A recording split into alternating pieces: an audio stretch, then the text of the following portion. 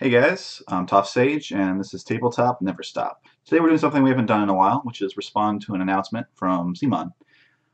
They just announced a big price change to Song of Ice and Fire miniatures game, and I wanted to talk about it. So there's not a whole lot in here, basically. So there's 3 nuggets of information. One, they've kind of reaffirmed that there's 8 unit boxes coming out on 20th of September. Presumably that is the 6 units in the starter set and the crossbowmen and sworn shields. And then there's some price change information. Unit boxes will move from 35 down to 30 bucks, and the faction starter sets will be increasing from 80 to 100. CMON is of course putting a good spin on this, and that's sort of what they're supposed to do. They're a company and they're trying to make money. But anytime a company tries to tell you that it's a good thing that a price has gone up, is a warning bell should go off on your head. And I'm not trying to hate on them too hard, but I just wanted to point that out. That is an irony that is taking place. But let's talk about this a little bit. In the short term, this is all sunshine. There aren't any additional faction starters out, so we don't, so right now all that means is these upcoming unit boxes are $5 cheaper. So, cool. Nothing wrong with that.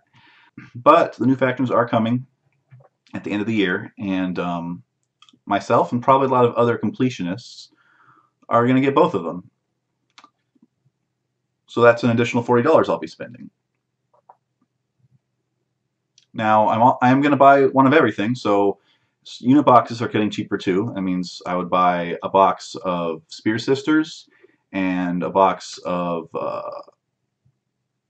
Night's Watch Scorpions and Ranger Trackers. So okay, so now I'm saving 15 bucks, costing 40, cost me another 25. That's not the end of the world. And if you buy a few more unit boxes, you even have theoretically made the money back. I'm not really hating on CMON in the sense that this is a huge price gouge, because it's not. They're really just moving like the cost around, but it's a very strange choice to me. Like the game needs right now more than anything is new players, and the option of having a cheap faction starter to jump into the game with seemed like a really good idea. I could see a lot of people, being like, "Oh, cool, Jon Snow's in this. Let me grab a Night's Watch box. I'm in on this game for 80 bucks. Why not?" And that's how you get the hook in them and get them to come back.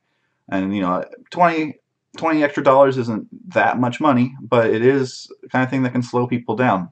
It's also a little weird, and I'm not an economist, but a lot of times starter sets are sold, at cost or even at a loss. That's called a loss leader, to get people, invested in the game, and then sell them products further on down the line. And CMON seems to have abandoned that concept, which again, they can do whatever they want. But I do worry that it's going to affect the game's ability to attract new players. So I guess that's really all I wanted to say about it. I'm pretty invested in the game at this point. It's not going to affect my purchases much. It's also worth noting there's lots of other ways on the internet to get miniatures, often at below retail price. So these numbers are, they're a little malleable, let's say. Okay, so that's really all I wanted to say about this. Let me know in the comments what you think, if this price change is going to affect any of your purchases, and thanks a lot for watching. Stay tuned for more song news and battle reports.